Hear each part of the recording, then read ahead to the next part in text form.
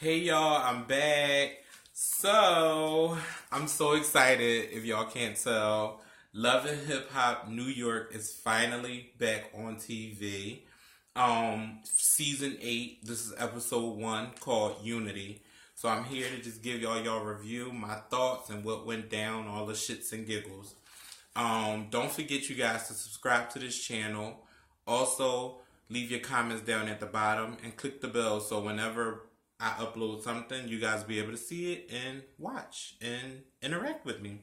But yeah, let's get straight into this season 8 episode 1 Unity episode. So the episode start off with Remy Ma. She's on this helicopter and she basically just giving her intro about the year that she had, all her successes, being on the radio, being in magazines. She's doing this, she's doing that.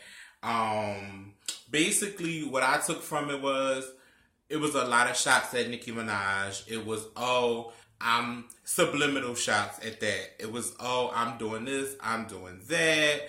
I got nominated for this award, and the Queens is the real Queens in New York. It was just a lot of indirect stuff, and I'm just like, okay, girl, come on, like, we get it, your beef, and I know this stuff is shot like months and months and months ago. So at the time she was shooting this, it probably was when she was at like the core of her beef with Nicki. But it's just like, okay, like we're over that.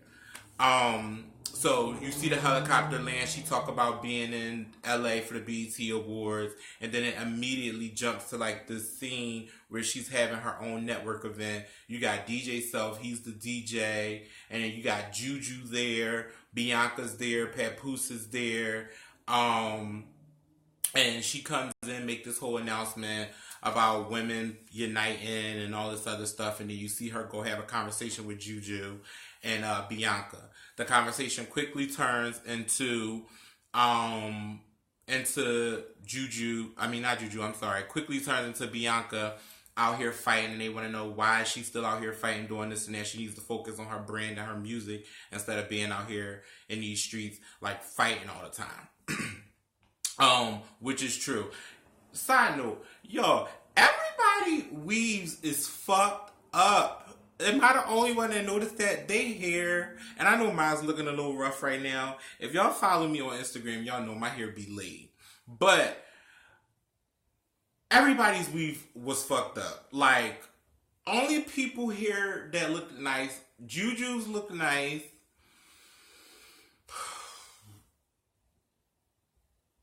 Juju's look nice. I don't know if they getting people to do their hair for free, especially Bianca. I was just confused by the whole thing.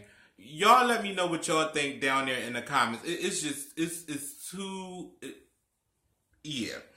So then it jumps to a scene where you go in the inside and you got DJ Self, Snoop, and Papoose talking, and then next thing you know, Dream Doll. Any of you guys watch Bad Girls Club? She's from Bad Girls Club. She literally was only on there maybe like 1 or 2 episodes for like a week. And now she's a rapper. She has an album out.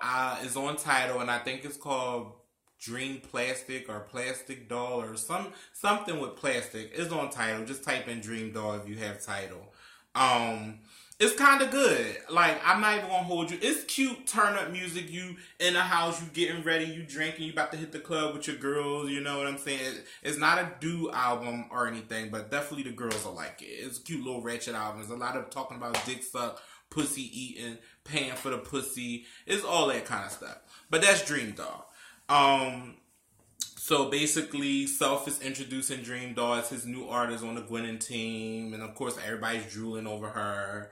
And then in walks Safari. Safari comes in and talking about Dream Doll. Talking about Dream Doll and how cute she is or whatever. Basically, we might see them two fool around or whatever may have you this season. Then next it comes to Yandy's meeting with Juju and Remy and Mendici's call, and basically Yandy blew him off, was like, I'm talking with the girls, I'll call you back. So Remy and them is like, bitch, are you dumb? You blew him off, like, you need to talk to him. And Yandy's basically saying, I talk to him morning, noon, and night. Like, we email each other all day. Like, I need a break, basically. And Remy was looking like, I don't give a fuck. Like, how often you talk to him? He's in jail. You're out here. But she like, okay, like, I'm not going to say anything. So then, right after that, it turns into this sad scene where you see Rich Dollars in the house getting ready. So he broke that he has type 2 diabetes and he has to take medicine, and he noticed all these symptoms where he was getting dry mouth and dizziness and this and that. And you see him like taking his pills, showing his pills in the medicine cabinet and giving himself the needle in the finger, and then pulling his pants down, giving himself the needle in the leg or whatever. And he was just saying how the music industry, how he like been tired of it and he fell back, and he just he's ready to come back, but with a different headspace. Him knowing people that died from it, making him want to be a better person, and all this other kind of stuff. So the next, right after that, it goes into Anais. I'm on the fence with Anais. I don't know how I feel about her yet. Right now, I'm like, at first I was looking like, okay, is this another fake Cardi B Jocelyn type deal? Because I thought Cardi B was a fake Jocelyn, but they actually two different people, and I actually really am in love with Cardi B. Speaking of Cardi B, she got proposed to, and I was actually there at the Powerhouse in Philly because I'm from Philly, so I got to see it up close and personal. I was so hyped. Like, I'm surprised I even got a voice to be able to record. That's how hyped I was.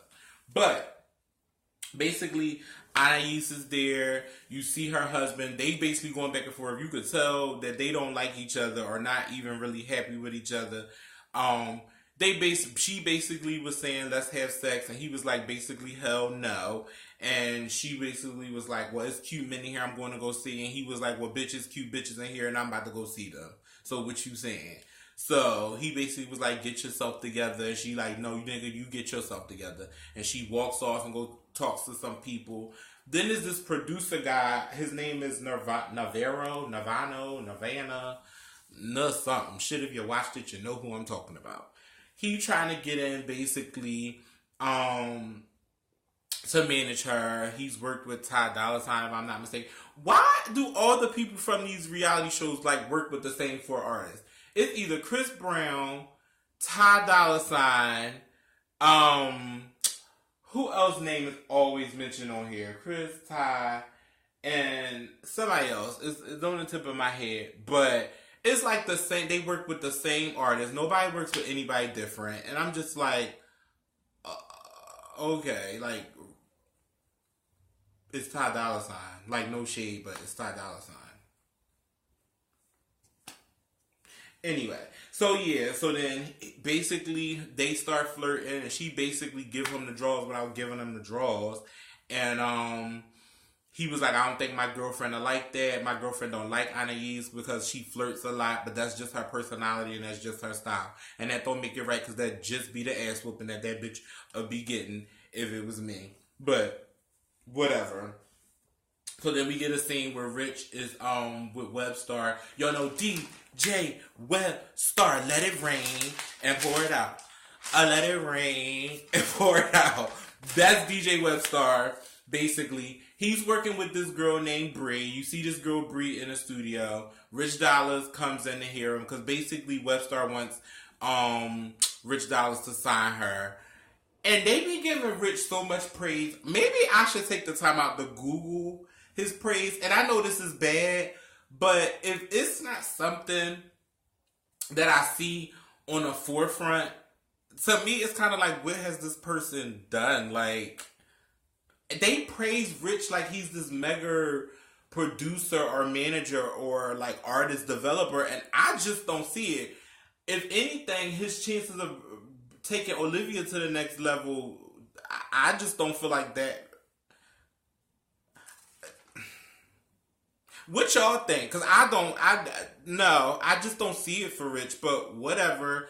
Basically, he wanted to sign her. The girl Bree basically gave this sob story about her grandma is sick and her mom became an addict trying to work in the industry, and her grandma feel like history's repeating itself because she's in the industry and she don't want to let her grandmother down, so she needs somebody like Rich. Long story short, Rich said, yes, I'll do it.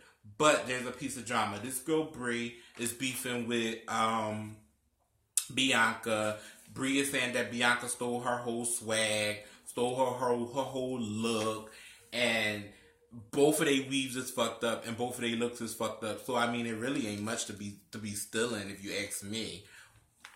That's just my opinion, but whatever. So then we jump to this scene where Yandy is basically on the phone, booking a photo shoot for an artist she's working with. We see her sitting in this big, pretty ass office. I guess it's her office, or it's probably a VH1 office. Who knows? And she's basically setting up a shoot, talking about clothes, this and that. And the next thing you know, Medici called. Medici's called, spazzing on Yandy's, telling her she looked like all kind of freak hoe vixens. Like, bitch, you out here running the street looking like a aspiring video vixen, this, that, and the third, because Yandy took photos with a bathing suit on the beach. And he's just like, I got my mom involved. I'm sitting here trying to talk to you. You telling me you'll call me back because you with the girls. All you seem to do is party. He just went on a rant, y'all. Just went on a rant. Basically cussing her the fuck out. So then my favorite scene of the night was Safari. I am a sucker for Safari. I love Safari. Like, even on Scared Famous, I love Scared Famous. Love Safari. It's just, yes, I'm here for it. I'm here for Safari and Scared Famous. And I'm here for him on Love and Hip Hop. We got to meet Mama Safari, Mama Samuels, and his sisters. They're sitting at the table, and basically they're telling him they want him to find love and welcome back to New York. And basically all the women that they was dating, they ain't approve of none of them. No shade, but shade towards Nikki. But anyway, they ain't like none of them. They want him to find a man. Mama Samuel's like, look, let me find somebody for you. The sisters is like, when you gonna settle down? You ain't been listening to us. You was raised around a bunch of women, but you still don't get it. Blase, blase, blah. It was a cute scene. I loved it. I hope we get to see more of his mom and get to see more of Safari. I don't know about y'all, but I could take a whole show from Safari. Like, I would watch a Safari reality show. Like, with him by himself. Or, like, him and friends or some shit like that. I can definitely do that. So then we jump to Annalise and her husband. Basically, they're arguing because he wants her to be a home wife. She wants to be this big time rock star. She's saying, oh, I want a divorce. He's saying, well, let me know what you want to do. The ball is in your court. If you want a divorce, you let me know. And then it jumps to the BET Awards. So Remy's, again, taking shots with the, we're about to see who the best female rapper is. And I won the award. And this same person for the past 7 years has been getting it. But now all that's about to change tonight. And I'm just like, girl, everything does not have to be about Nicki. Like, I just want Remy to win and just not always have to focus on what Nicki Minaj got going on. Like, or even taking shots at the girl. Like, Remy, just do what you gotta do. Like, shit. So then it jumps to that scene. I guess they're backstage after the awards or at their hotel or whatever. And they're talking about her speech. Papoose joking with her about her speech and about what she said about getting out of jail and moving on. And then next thing you know, the baby conversation comes up. Remy's still not trying to have a baby. She brought up, basically it came up like, you know, I lost the last baby. I'm trying to do my album, do this and do that. I'm really not ready to go down that road again. So then you see Snoop and Rich at the club. Rich brings out Bree and introduces her to Snoop, let him know that, yeah, I signed her. This is my artist. This is a networking event. We're chilling. She goes to the bathroom. Snoop goes over there to chase bitches. I guess she's not with Jade anymore. Hopefully we see Jade, because I actually like Jade. She's just the right kind of crazy. So next thing you know, Bianca walks over to Rich, talking to Rich. Bree comes back. Long story short, they exchanging words, and Bianca hauls a fucking high heel at Bree and tries to fight her. Bianca was dead fucking wrong. That was a cheap ass move. The girl just wanted to talk to you. And Bianca, this is why you're not going to go no past Love and Hip Hop. You won't be on anybody's charts. You won't be on anybody's stage. Nobody's booking you for nothing. TV show outside of Love and Hip Hop. This is why this is going to continue to be your base, your meat of your income for your career because of how trashy you are. That was a trashy move, and yeah, I just can't deal with Bianca. So the next thing you know, Yandy's doing her photo shoot with the artist. Everything's going good. She was like, you need to put oil on. Let me oil you. She only was oiling his arm. He wasn't naked, no shirt off or nothing. Just his arm. And next thing you know, in walks Mendice's mom. And she basically, at the end of the day, she goes batshit crazy, start cussing the guy out, cussing out Yandy. She was dead wrong for that. Yandy trying to calm her down. She basically telling Yandy, I'm going to tell my son. My son told me to check on you, and I'm about to tell my son about this. And Yandy's trying to tell her whatever. She goes over there to hit that man. First of all, Judy was wrong because, bitch, you put your hands on that man. And if that man would have cocked back and slapped you down to the floor, then what? Everybody would have been on him and goons and this and that. Your son would have been trying to send people to see about him and all that. Y'all, women gotta stop putting their hands on these men. That dude was real respectful. To me, he was respectful. All he said was, Yandy, can we get back to work because this stuff is paid for, and especially if it's paid for on his dime, there's no way he should have to, as an artist, stand back and watch you go through whatever drama you're going through on my dime. Can we get back to work? He wasn't even talking to Judy. He was talking to Yandy. So for her to go attack him or try to attack him or throw a bag or whatever she did, pushing him and all that shit, that was the fuck wrong. But at the end of the day, that was Love and Hip Hop Season 8, Episode 1, Unity. Please leave your comments below. Let me know what y'all think. Let's chop it up. Let's talk about it. And I will see y'all soon next week for Episode 2. And make sure y'all stay tuned for my Star review and my Empire review. I think they're back on this week.